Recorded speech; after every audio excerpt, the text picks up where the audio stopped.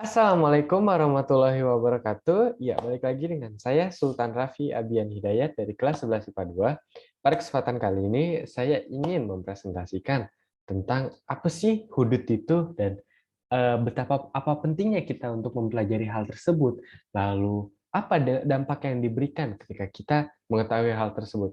Ya, sebelumnya saya juga ingin mengucapkan terima kasih kepada Ibu Dr. Hajar Riyadi Rijana Siregar yang telah membimbing saya sejauh ini dengan materi yang telah beliau berikan. Ya, semoga bisa bermanfaat bagi saya. Oke, langsung saja kita mulai. Bahwasannya hudud.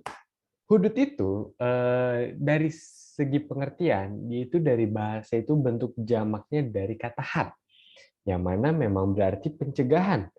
Pencegahan terhadap sesuatu, terhadap barang atau terhadap apapun. Dan juga ada beberapa pengertian seperti untuk membatasi dan lain sebagainya. Nah, kalau dari segi istilah, dia ini berupa hukuman-hukuman pencegahan tertentu yang telah ditetapkan oleh Allah Subhanahu wa taala sebagai sanksi hukum untuk mencegah manusia dari melakukan tindak kejahatan selain pembunuhan dan penganiayaan. Nah, jadi hudud itu memang dia merupakan suatu pencegahan dari perbuatan-perbuatan tersebut sehingga tidak akan terulangi nantinya ke depannya. Jadi dia itu bentukannya kayak hukuman-hukuman yang mana memang akan diberikan kepada sang yang bersangkutan. Nah, lalu apa tujuan dan purpose, apa tujuan dari hudud ini sebenarnya? Sebenarnya kalau untuk tujuan kita simpel saja. Pertama pastinya akan terjaganya agama. Pertama terjaganya agama yakni terjaganya nama baik agama Islam sehingga agama Islam tidak dipandang buruk oleh agama lainnya. Lalu terjaganya jiwa manusia. Mengapa bisa terjaga jiwa manusia? Karena dengan hudud ini kita bisa memberikan hukuman hukuman untuk pelajaran bagi yang bersangkutan secara mental dan fisik agar tidak akan timbul mindset yang berburuk kembali dan menjadi jiwa yang bersih, sehat, dan sentosa. Lalu untuk menjaga keturunan, tentunya hukuman dari had-had ini atau hudud ini memang akan lebih mengarah kepada keturunan karena nantinya kalau kita berbuat yang misalnya yang tidak pantas, pastinya akan eh, ber, ini apa namanya eh, berkenaan dengan keturunan kita. Misalnya maaf kayak eh, pernikahan perkawinan di luar nikah misalnya itu kan nantinya akan menimbulkan suatu turunan yang memang di luar pernikahan dan itu memang sudah dilarang oleh agama. Lalu terjaganya akal. Akal itu pastinya akan terjaga dengan hudud ini karena akan dihentikan sebuah mindset yang memang berpikiran untuk buruk dan mengubah mindset seseorang untuk menjadi lebih baik. Lalu untuk menjaga harta kekayaan. Nah, konsep tentang harta kekayaan sebenarnya ini lebih kita luas cangkupannya karena kalau harta kekayaan lebih berdasar kepada ekonomi. Nah, kalau untuk terjaganya harta kekayaan, ini kita menjaga agar hal-hal tersebut tidak tercampur dengan hal-hal yang dilarang oleh agama. Jadi, harta kekayaan tersebut memang akan tercipta suatu kehalalan, thayyiban dan diberkahi oleh Allah Subhanahu wa taala. Nah, sebenarnya tujuan hudud ini kalau dari konsep ini seperti dengan tujuan dari maqasid syariah yang mana saya pernah mempelajari dari ekonomi syariah yakni memang ada bentuk-bentukannya seperti maqasid dalam agama, maqasid syariah jiwa manusia dan sebagainya dan itu memang tujuannya satu untuk tercapainya kemaslahan manusia dengan terjaganya hal tersebut. Lalu ada beberapa sedikit pesan juga yakni tindak kejahatan yang diancam dengan hukum had diistilahkan dengan jara imul hudud. Jara imul hudud ini ada banyak contohnya yang memang berkaitan misalnya kayak seperti berzina atau kazaf atau minum khamr dan lain sebagainya nantinya akan kita jelaskan pada akhir session.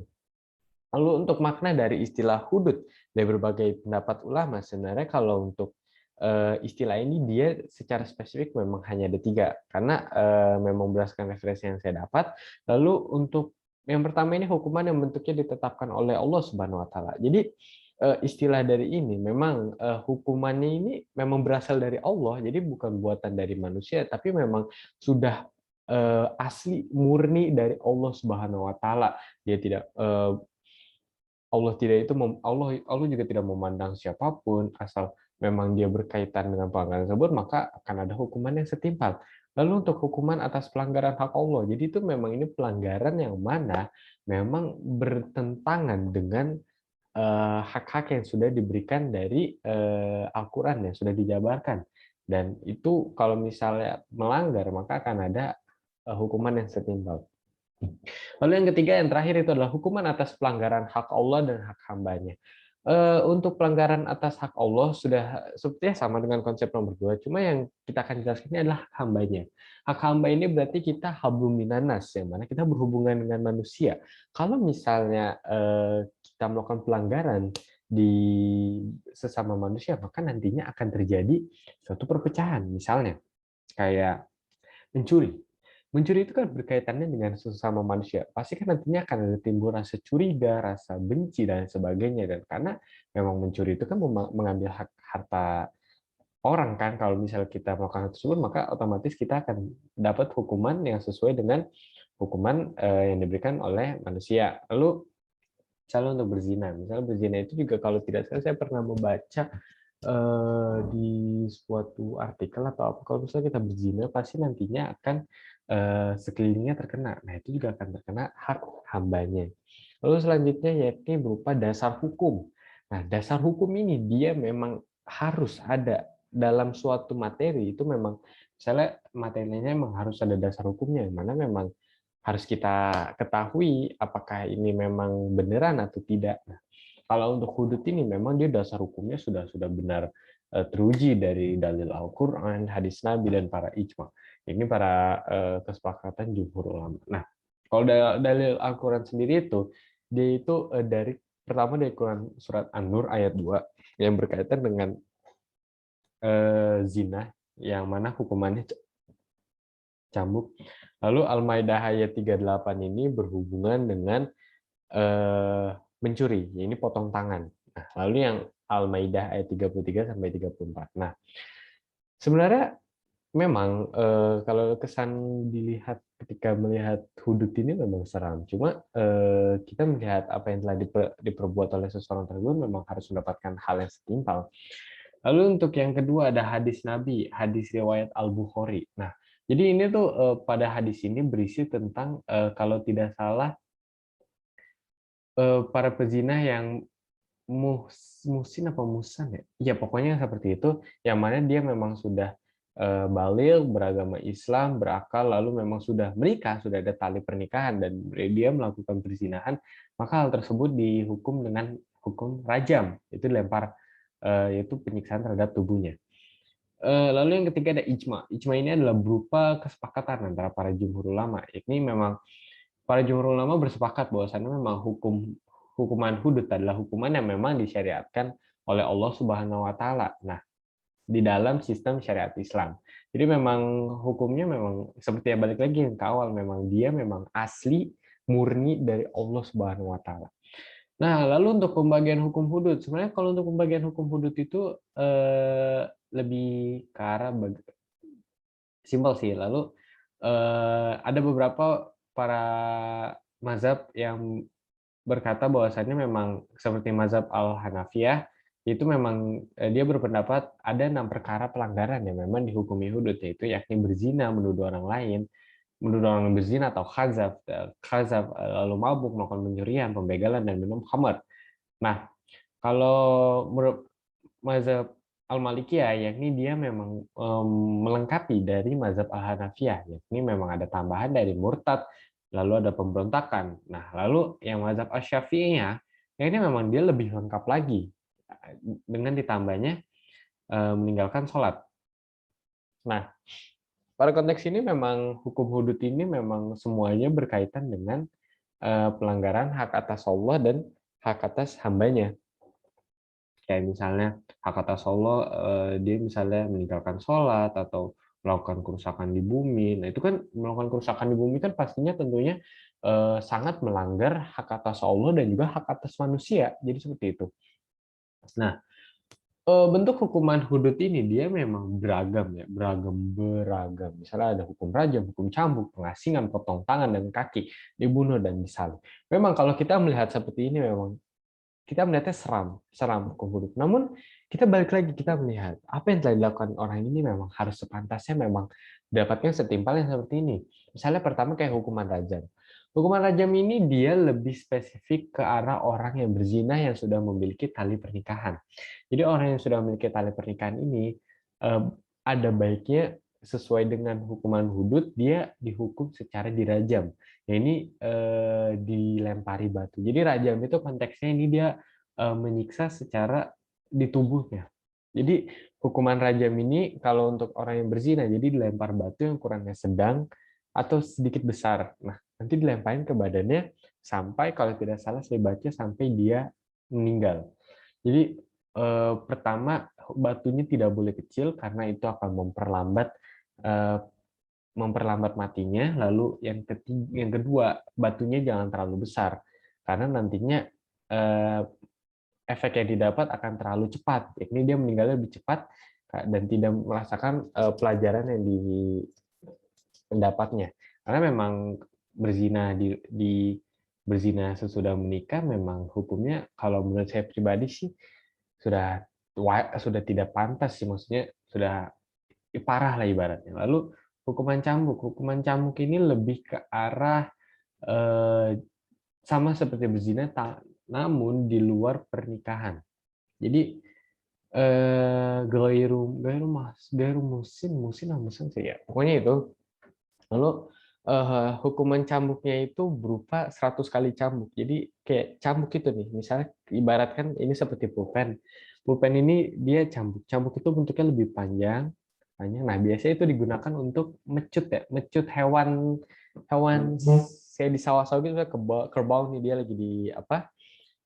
Lagi bajak nih kayak biar lebih cepat dipecut jadi biar lebih itu. Nah, jadi seperti itu. Nah, jadi hukum cambuk ini memang eh, lebih ringan daripada rajam kan, tapi tetap tetap sakit karena memang hukum cambuk ini dia menggunakan pecut dan memang berbahaya juga. Lalu biasanya hukuman cambuk ini seperti yang kita ketahui memang sering terjadi di daerah Aceh karena daerah Aceh itu memang eh, akan ketat sekali hukumnya karena kayak misalnya yang berzina itu pasti dihukum dicambuk di depan para apa namanya penonton gitu kan dicambuk itu cut itu udah malu itu udah sakit banget. Jadi itu untuk biasanya para berzina yang belum menikah. Jadi itu dicambuk sebanyak 100 kali. Nah, kalau untuk yang eh, menuduh menuduh berzina, jadi konteksnya memang sebenarnya sih tidak boleh juga untuk menuduh berzina tanpa ada bukti dan saksi. Nah, itu sebanyak 80 kali. Memang tidak banyak, tidak sebanyak seperti yang berzina, namun tetap rasa sakitnya memang akan terasa ketika dicambuk pertama kali itu. Lalu yang ketiga ada khamar, minum khamar. Minum khamar juga hukumannya dia cambuk. Karena kenapa minum khamar? Pertama, khamar itu dia akan menghilangkan akal dan menghilangkan kewarasan. Jadi ketika dia dalam posisi mabuk, pasti dia akan lupa semuanya dan semuanya tidak akan terkendali oleh dia dan dia bisa menjadi agresif karena mabuk. Nah, lalu mengapa ada hukuman hudud? Karena pertama, kalau kita melihat ke minum khamar, dia pertama akan menghilangkan akal ya, lalu kedua untuk kesehatannya. Sebenarnya tidak bagus alkohol itu terhadap tubuh. Karena memang banyak zat-zat kimia yang sangat berbahaya untuk di tubuhnya. Lalu yang selanjutnya memang tidak boleh karena ini apa namanya? eh Kalau nggak salah ini apa sih? Keturunannya, buat keturunan juga nggak bagus. Lalu itu sebanyak kalau untuk minum khamr itu ada jumhur yang berpendapat ada 40 kali, namun mereka bersepakat bahwa diberikan sebanyak 80 kali. Lalu 80 kali cambuk. Nah, lalu selanjutnya ada hukuman pengasingan. Hukuman pengasingan ini seperti yang disebutkan yang lebih spesifik kepada orang yang berzina di luar pernikahan. Jadi memang hukuman pengasingan ini memang lebih spesifik seperti itu. Jadi kayak misalnya dilempar atau diasingkan selama 1 tahun ya. Jadi untuk yang berzina di luar nikah itu dicambuk 100 kali dan diasingkan selama 1 tahun. Nah, sebenarnya kalau untuk konsep pengasingan lebih ke arah dia mental sih. Jadi kalau mental, kalau dia diasingkan otomatis akan merasa malu dan dihina dan sebagainya. Lalu hukum potong tangan dan kaki. Nah, ini biasanya sering dibahas di beberapa pertemuan, misalnya hukuman potong tangan dan kaki. Memang kalau dalam konsep ini memang seram dan ini memang terjadi dan lebih seringnya potong tangan dan kaki ini kepada orang-orang yang mencuri. Jadi mencuri kalau misalnya dia mencuri dalam keadaan tidak terpaksa atau dalam keadaan dia tidak mabuk, jadi memang dia ada kesengajaan dalam curi. Nah, itu memang harus ada hukuman seperti potong tangan dan kaki. Nah, apa ketentuan-ketentuan benda yang memang harus dilakukan potong tangan? Nah, pertama ada rasa ketidakrelaan dari pemilik harta tersebut untuk dirampok dan lalu sebagainya, dan dicuri secara diam-diam, dan lalu untuk minimum barang yaitu sekitar mungkin 1/4 dinar kalau tidak salah. Itu tuh pokoknya ada nilai-nilai minimum tertentu nisabnya. Nah, lalu kalau bagaimana untuk kasus kalau misal keluarga inti yang mencuri itu tidak dihukum potong tangan dan kaki karena memang mereka ada ini loh, apa sih namanya? Mereka keluar masuk aja tidak harus izin karena memang mereka keluarga inti, dan tidak pernah ada kasus kayak potong tangan suami istri, kayak misalnya suami mencuri harta istri, itu nggak ada konsepnya seperti itu, dan sebagaimana juga anak dan orang tua. Lalu untuk potong tangan dan kaki ini kalau tidak salah tadi saya baca juga dari bahan referensi yang saya dapat, dia ada ketentuannya misalnya potong tangan kanan apabila dia mencuri sekali, potong kaki kiri kalau misalnya dia 2 kali, potong tangan kiri kalau misalnya dia mencuri 3 kali, potong kaki kanan kalau misalnya dia mencuri sebanyak 4 kali. Dan kalau dia masih terus mencuri, maka nantinya akan dipenjara dan sampai ia bertaubat. Jadi memang bagaimana ya? Ya memang itu harusnya hukuman yang setimpal untuk bagi para pencuri, walaupun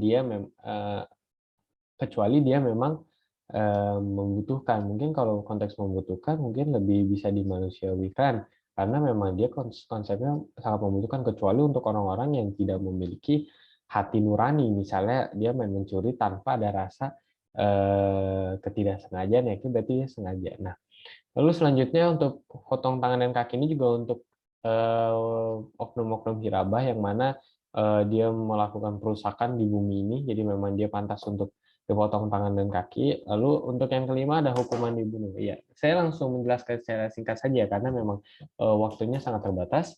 Ya, untuk hukuman dibunuh ini dia spesifiknya terhadap orang yang telah menghilangkan nyawa dengan sengaja. Jadi ada peribahasa kalau nggak salah, nyawa dibalas nyawa. Iya, itu memang benar terjadi. Kalau memang kita melakukan secara sengaja dan itu hukumannya memang kita dibunuh.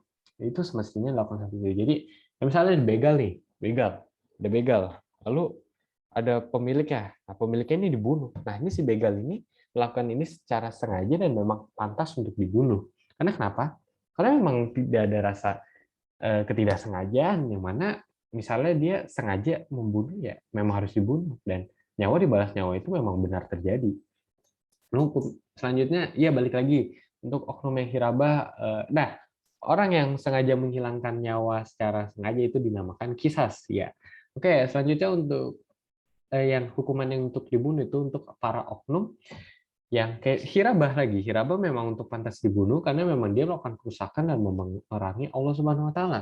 Yakni memang dia telah melakukan pelanggaran atas hak Allah dan juga hak hambanya. Lalu yang selanjutnya memang perlu kita perhatikan hukuman disalib.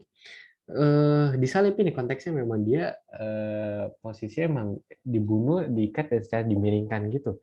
Lalu siapa saja yang pantas untuk memang untuk hukuman disalib? Pertama untuk spesifiknya kepada orang-orang yang melakukan kerusakan, ya hirabah, balik lagi ya memang mereka pantas untuk disalib. Karena mengapa? Karena bayangkan saja mereka melakukan kerusakan, lalu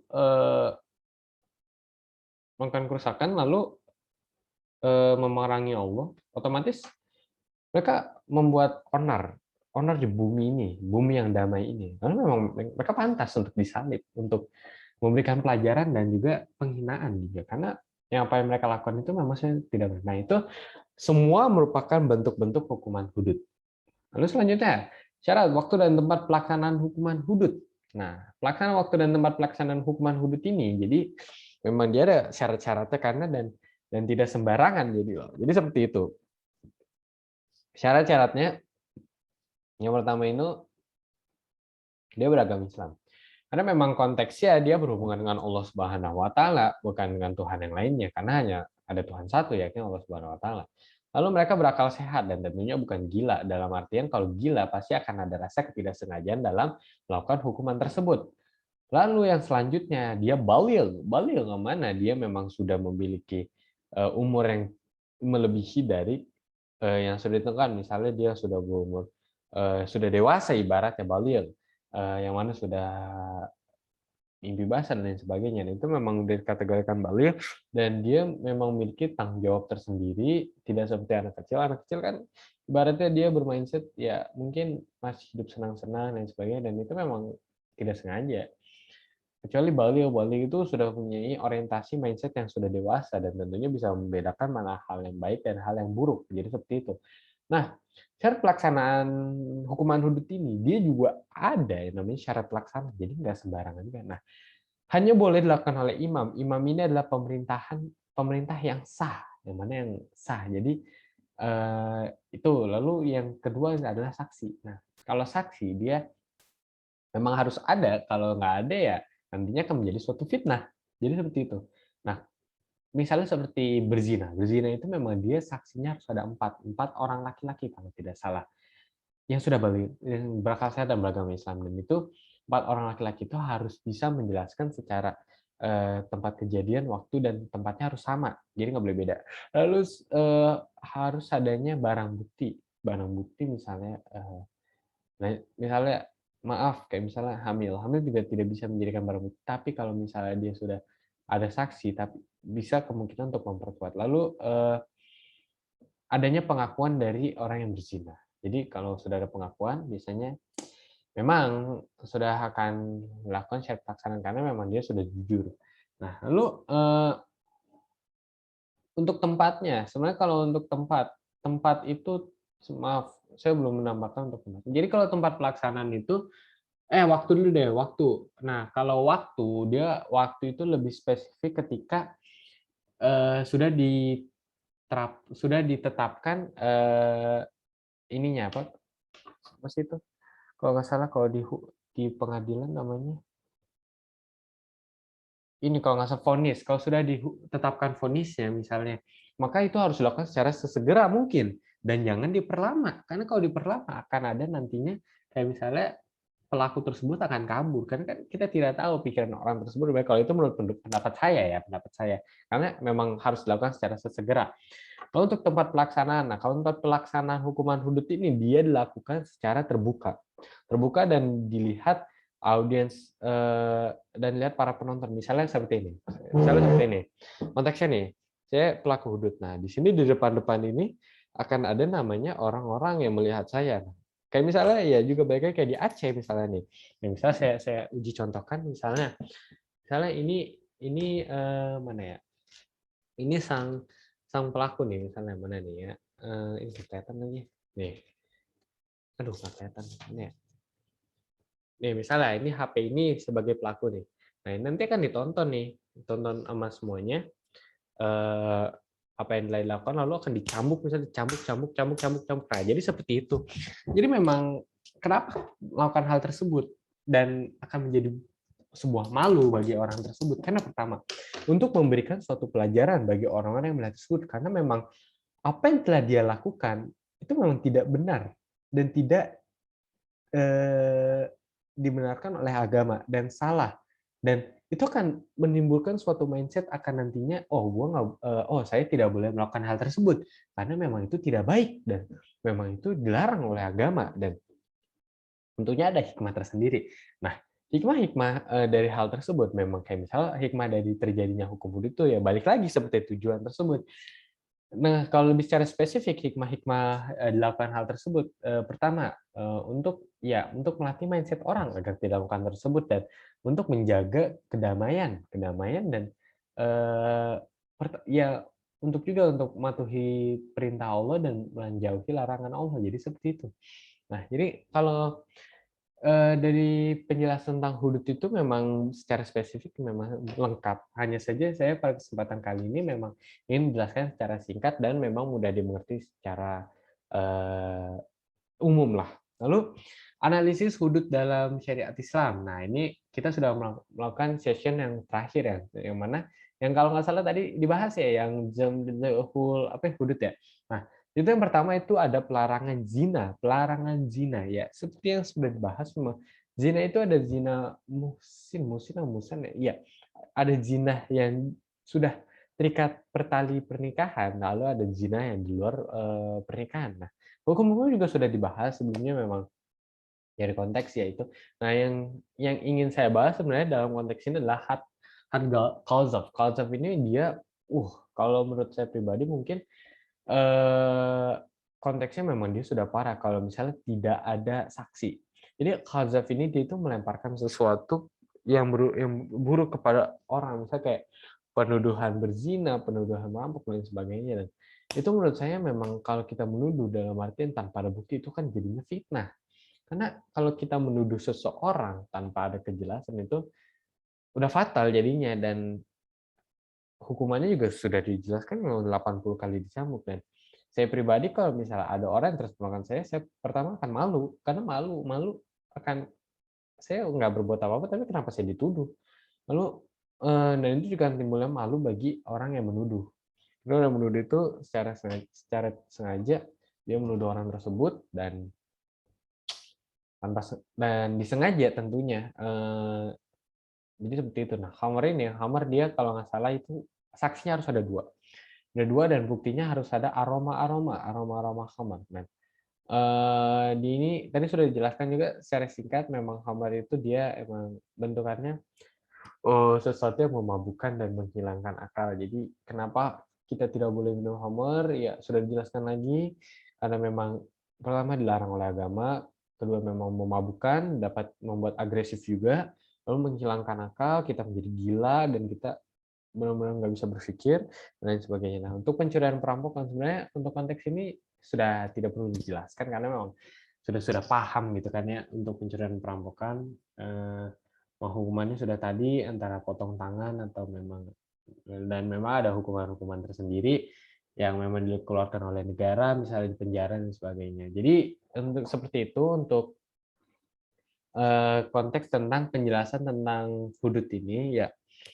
Iya, terima kasih, kepada audiens yang sudah mendengarkan presentasi pada kali ini, dan juga saya ingin berterima kasih kepada Ibu Janah selaku guru, fikih saya yang telah memberikan ilmu dan juga wawasan tentang, eee, pengetahuan ini dan semoga beliau diberikan kesehatan dan juga, bagi para audiens semoga diberikan kesehatan juga dan rezeki yang melimpah dan, semoga ilmu ini juga bisa bermanfaat dan juga saya ingin memberikan kalau memang referensi yang saya dapat ini memang berdasarkan dari, buku paket ini yang saya dapat dari, apa namanya, yang saya dapat dari sekolah, dia namanya, apa ya ini, tiga tiga serangkai ya? Ya 3 serangkai. Jadi saya, memang mendapatkannya dari sini dan juga saya mendapatkan, ilmunya dari PDF yang diberikan oleh Bu Jana, ya terima kasih Bu Jana. Mungkin kalau ada yang mau mendengarkan, mungkin ada yang mau mempelajari lebih lanjut bisa langsung komunikasi ke saya untuk PDF dan Bu Jana, mungkin boleh. Ya seperti itu untuk penjelasan hudud kali ini, ya maaf sekali kalau misalnya memang slide-nya sedikit atau penjelasannya eee, kurang dimengerti karena memang saya ingin membuat secara ringkas dan secara, eee, yang saya tangkap dan yang saya pahami. Ya, terima kasih atas segala perhatiannya dan mohon maaf apabila ada banyak kesalahan. Saya minta maaf sekali apabila ada banyak kesalahan. Sekian dari saya, Sultan Rafi bin Hidayat. Wassalamualaikum warahmatullahi wabarakatuh. wabarakatuh. Ya, stay healthy semuanya. Terima kasih.